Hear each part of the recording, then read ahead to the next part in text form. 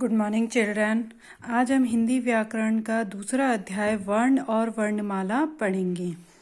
हमें अपनी बात को कहने के लिए कुछ ध्वनियों का सहारा लेना पड़ता है, जैसे अ, ई, क, ख, च, झ इत्यादि इत्यादि। हम इन्हीं ध्वनियों को वर्ण या अक्षर कहते हैं। इन्हीं ध्वनियों को क्या कहते हैं? वर्ण या अक्षर। वर्ण या अक्षर कहते हैं। ठीक है। वर्णों की संख्या कितनी होती है? हिंदी व्याकरण में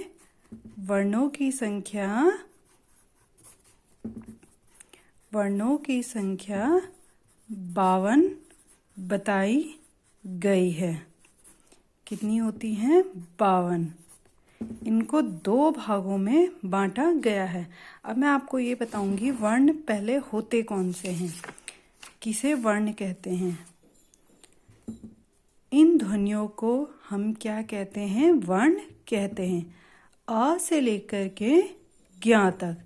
अ, आ, ई, उ, री, ए, आई, ओ, औ, अंग, अह, क, ख, ग, घ, ङ, च, छ, ज, झ, य, ट, ठ, ड, ढ, ण, त, थ, द, ध, न, प, फ, ब, भ, म, य, र, ल, व, श, स, ह, अक्ष, तर, ज्ञ।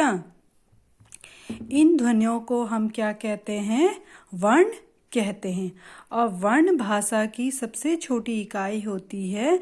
इसके टुकड़े नहीं कर सकते हैं। जैसे उदाहरण के लिए हमने लिखा है ज। आप ज के टुकड़े कर सकते हैं? नहीं। ल के कर सकते हैं? नहीं। य नहीं। लेकिन अगर यहाँ पर मैं इन्हीं वर्णों की सहायता से अगर एक शब्द बनाऊंगी तो उसके हम टुकड़े कर सकते हैं। जैसे मैंने यहाँ पे लिखा है जलज। यहाँ पर मैंने एक शब्द लिखा है जलज। अब आप इसके टुकड़े कर सकते हैं। ज, ल, ज। इसके क्या करें? हमने टुकड़े करें। तो हम शब्दों के टुकड़े कर सकते हैं, लेकिन हम वर्णों के टुकड़े नहीं कर सकते। एक और उदाहरण के माध्यम से आपको समझाऊंगी। यहाँ पर मैंने एक शब्द लिखा है चीता। अब हम इस चीता के टुकड़े करेंगे। ची, ता। अब हम इस ची के भी टुकड़े करेंगे। च, धन ई, ची, ता, धन आ, ता। अब क्या इसके टुकड़े कर सकते हैं? नहीं। क्यों नहीं कर सकते हैं? क्योंकि ये भाषा की सबसे छोटी ध्वनियों को वर्ण कहते हैं। जैसे मैंने आपको बताया, ये क्या होते हैं? भाषा की ध्वनियाँ। इनको हम क्या कहते हैं? वर्ण कहते हैं।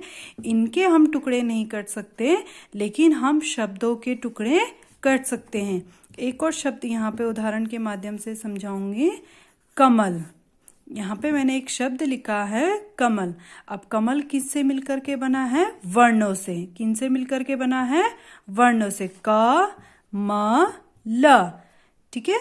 अब यहाँ पे ये अलग अलग लिखे हैं, लेकिन इन्हीं वर्णों के माध्यम से मैंने क्या कहा था? शब्द बनते हैं। इन्हीं वर्णों की सहायता से क्या बनाते हैं? हम शब्द बनाते हैं। मैंने यहाँ पे एक शब्द लिखा है कमल। क, अ, म, अ, ल, अ। कमल। क्या बना है? कमल। इन वर्णों की सहायता से मैंने एक शब्द बनाया है।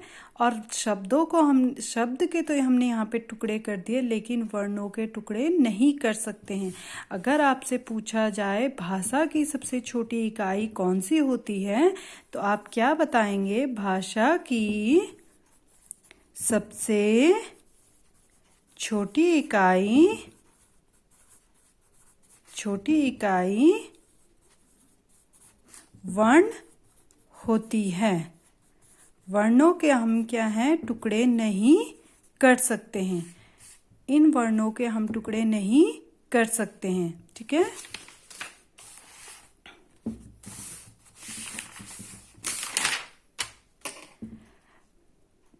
यहाँ पर मैंने कुछ चित्र बनाए हैं। गाजर, सितार और सेब शब्द कई ध्वनियों से मिलकर बने हैं। यहाँ पर आप देख रहे हैं गाजर। गाजर क्या है, कई ध्वनियों से मिलकर के बना है और इन्हीं ध्वनियों को हम क्या कहते हैं, वर्ण कहते हैं। ग धन आ, ज धन अ, र धन अ। इन्हीं ध्वनियों से मिलकर के क्या बना है, एक शब्द बना है और वो शब्द है गाजर। स धन ए धन ब धन अ, सेब। सितार, स धन ई, सी। त धन आ, ता। र धन अ, र। सितार। इन्हीं ध्वनियों से मिलकर के क्या बना है, शब्द बना है और इन्हीं ध्वनियों को हम क्या कहते हैं, वर्ण या अक्षर कहते हैं। वर्ण भाषा की सबसे छोटी इकाई है। वर्ण भाषा की सबसे छोटी इकाई है। वर्ण भाषा की सबसे छोटी इकाई इसलिए कहा गया है क्योंकि हम वर्णों के टुकड़े नहीं कर सकते हैं। शब्दों के हमने टुकड़े कर दिए लेकिन हम वर्णों के टुकड़े नहीं कर सकते हैं, इसलिए वर्ण को भाषा की सबसे छोटी इकाई कहा गया है, जिसे तोड़ा नहीं जा सकता। इन वर्णों के हम टुकड़े नहीं कर सकते, इसलिए इनको भाषा की सबसे छोटी इकाई कहा है। वर्णमाला। वर्णों के व्यवस्थित समूह को वर्णमाला कहते हैं। वर्णों के व्यवस्थित समूह अथवा ये आपको क्या कहा, आपसे कहा गया था, ये वर्ण है आ से लेकर के ज्ञ तक और इन्हीं वर्णों के व्यवस्थित समूहों को हम क्या कहते हैं, वर्णमाला। माला जो आपके घर में क्या है, मम्मी भी पहनती होंगी माला, सभी की मम्मी पहनती होंगी। तो ये माला जैसे हम मोतियों को पिरो करके एक माला बनाते हैं, मोतियों को पिरो करके हम माला बनाते हैं, उसी प्रकार हम वर्णों को पिरो करके क्या बनाते हैं, वर्णमाला। वर्णों के व्यवस्थित क्रम में एक समूहों को हम क्या कहते हैं, वर्णमाला कहते हैं। वर्ण के भेद। वर्ण के दो भेद होते हैं, स्वर, व्यंजन। कितने भेद होते हैं, दो। कौन कौन से, स्वर और व्यंजन। स्वर, इन्हें बोलते समय किसी अन्य वर्ण की सहायता नहीं ली जाती है। स्वरों की संख्या 11 होती है।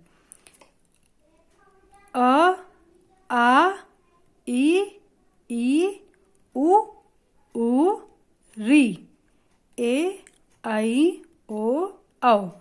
ये वर्णों की संख्या कितनी होती है, 11 होती है। और इन स्वर को बोलने के लिए किसी भी व्यंजन की आवश्यकता नहीं होती, ये अपने आप में स्वतंत्र होते हैं। इनको बोलने के लिए किसी की आवश्यकता, सहायता की जरूरत नहीं होती है। वर्णों की संख्या वैसे तो 11 होती है, लेकिन यहाँ पर दो अपवाद हैं, अनुस्वार अंग और विसर्ग अह। कहीं कहीं पर हम देखेंगे हिंदी व्याकरण में वर्णों की संख्या 13 भी बताई गई है। व्यंजन।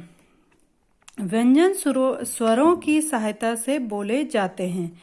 इनकी संख्या 33 होती है। व्यंजन किसकी सहायता से बोले जाते हैं, स्वरों की। और स्वर कौन से होते हैं, अ, आ, ई, उ, री, ए, आई, ओ, औ। ये आपके क्या होते हैं, स्वर होते हैं और इन्हीं की सहायता से हम क्या बोलते हैं, इन्हीं स्वरों की सहायता से हम क्या है, व्यंजन शब्द बोलते हैं।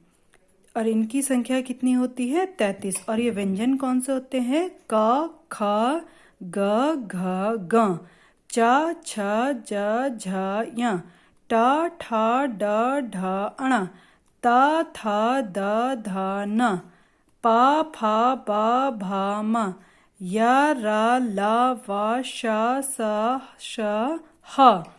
ये आपके क्या होते हैं, व्यंजन होते हैं। और व्यंजन की संख्या कितनी होती है, 33 होती है। और इन व्यंजनों को बोलने के लिए स्वर की सहायता लेनी पड़ती है।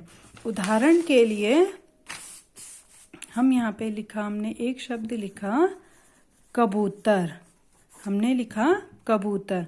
अब आप यहाँ पे देख रहे होंगे क, अ, इसमें आप देख रहे होंगे क के बाद जो ध्वनि आ रही है वो किसकी आ रही है, अ, क, ब। यहाँ पर आप देख रहे होंगे बड़ी ऊ की मात्रा लगी है, ऊ, बू, बू, त, अ की ध्वनि आ रही है, र। यहाँ पर भी क्या है, अ की ध्वनि आ रही है। अब क, बू, त, र। आपने यहाँ पे देखा व्यंजन के बाद हमने स्वर लगाया है और इन्हीं स्वरों के माध्यम से क्या है, व्यंजन शब्द बोले जाते हैं। ये आपके क्या हैं, स्वर हैं।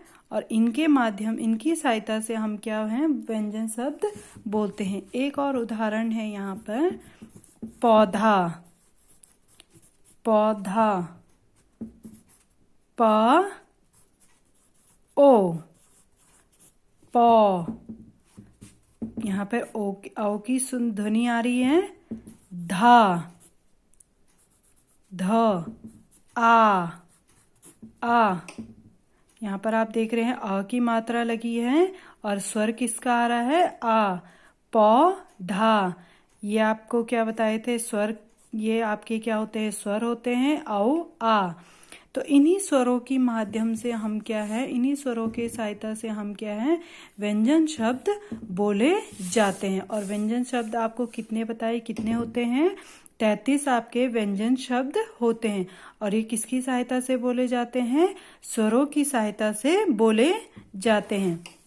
अब हमारा अगला प्रकरण है संयुक्त व्यंजन। संयुक्त, संयुक्त का मतलब क्या होता है, संयुक्त जोड़।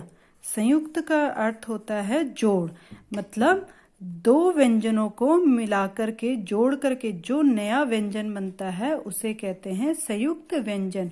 हिंदी वर्णमाला में 4 ऐसे व्यंजन हैं जो 2 वर्णों के मेल से बनते हैं। मेल मतलब जोड़ करके जो क्या है, नए शब्द नए वर्ण बनते हैं, उसे हम क्या कहते हैं, संयुक्त व्यंजन कहते हैं। संयुक्त व्यंजन कितने होते हैं, संयुक्त व्यंजन 4 होते हैं। छ, क और श, क और स व्यंजन को मिलाकर के क्या बना है, छ, छ से क्षत्रिय। त और र को मिलाकर के क्या बना है, त्र, त्रिशूल। ज और य को मिलाकर के क्या बना है, ज्ञ, ज्ञ से ज्ञानी। श और र को मिलाकर के क्या बना है, श्र, श्रमिक। मुझे आशा है कि आपको यह पाठ अच्छे से समझ आ गया होगा। इस पाठ के माध्यम से आपको वर्कशीट में सहायता अवश्य मिलेगी। धन्यवाद।